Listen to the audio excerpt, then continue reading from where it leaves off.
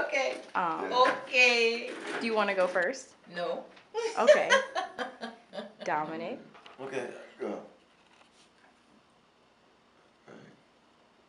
I'm ready. When I think about my personal relationship with land, I think about it in the context of where my grandparents came from. So my mother's people, they came from Prince George's County, and they worked on farms, and they worked with tobacco. And then my father's people came from St. Mary's City, in southern Maryland. And then his mother came from North Carolina.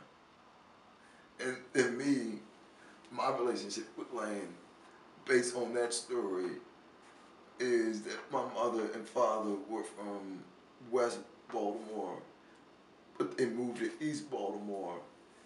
And my deep relationship with land is around me feeling that land is a public and community resource because I grew up in public housing. So for me, it becomes a sensitive issue when I used to listen to rap music and I knew people in the music industries or lawyers, and they would tell me, yeah, most of these rappers, they making up this stuff about growing up in the projects and being hard. And I would say, actually, the project wasn't like that.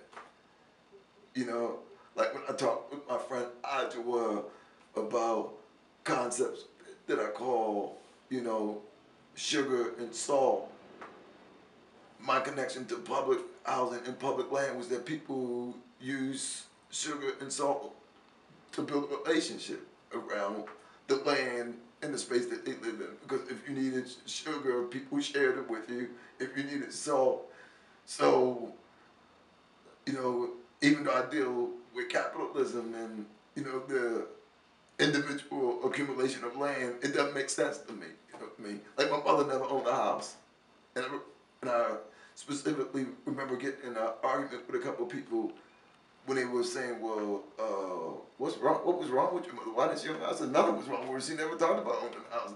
That's fine with me, And once again, that's deep in my relationship. That land, which houses are built on, is for everybody, So, and then through my recent international travels, I'm convinced that, we supposed to share land. That land's supposed to be taken care of. And just like people, land is sacred, and that's why we grow flowers. That's why the birds and the animals mean so much to me because, land is sacred, and not the buildings on top of them.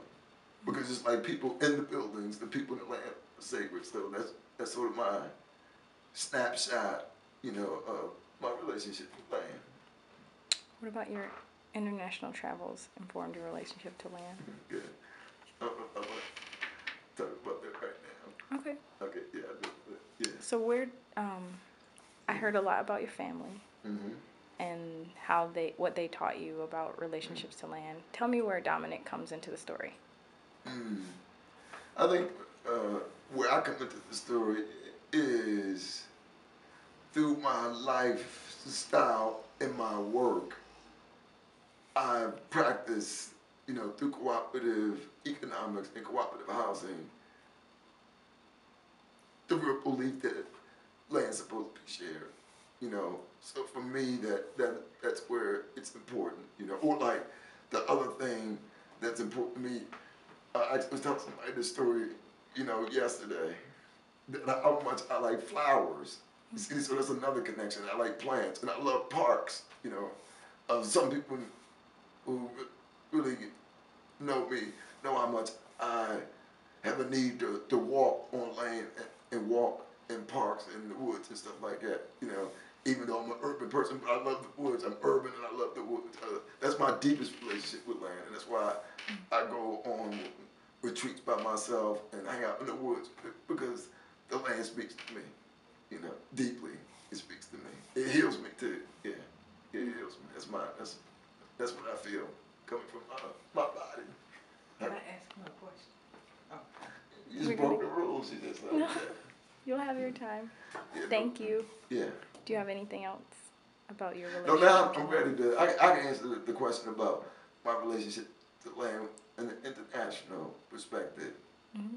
So, I've been to Nicaragua, and specifically the blue fields where the Afro-Nicaraguans live. I've been with the Kikuyu and other indigenous people in Kenya. In South Africa, I've been with the Xhosa people, the Zulus, and some other indigenous people. And the one story I want to tell that resonate with me is that I was with this woman named Sazani. She has a group called the Rural Women's Movement. And I was interested in them because of their relationship with land and agriculture and how they identified the fact that their land were taken from them by people who invaded them.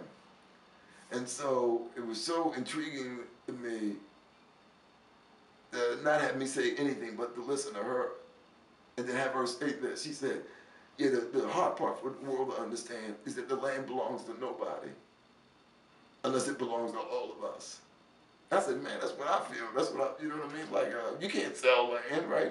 How can you sell land? Like, even though I'm participating in this structure, I don't really believe in it, right? It's a fiction. It's like money is.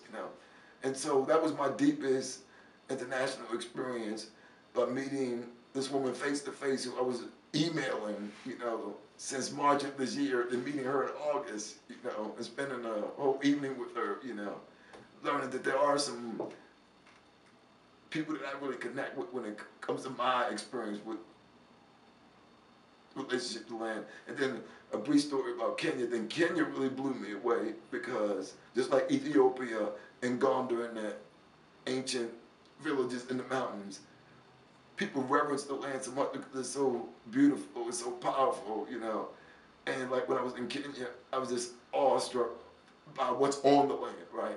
If you leave it alone and just watch it, like the the the the birds and the butterflies are talking, the animals are communicating. There's a lot going on, and so that's really fulfilling to me. Yeah, so that's why I travel to those places, not to teach, not to work, even though they try to get me to do it, but just to be with the people and be on the land, Yeah. Thank you.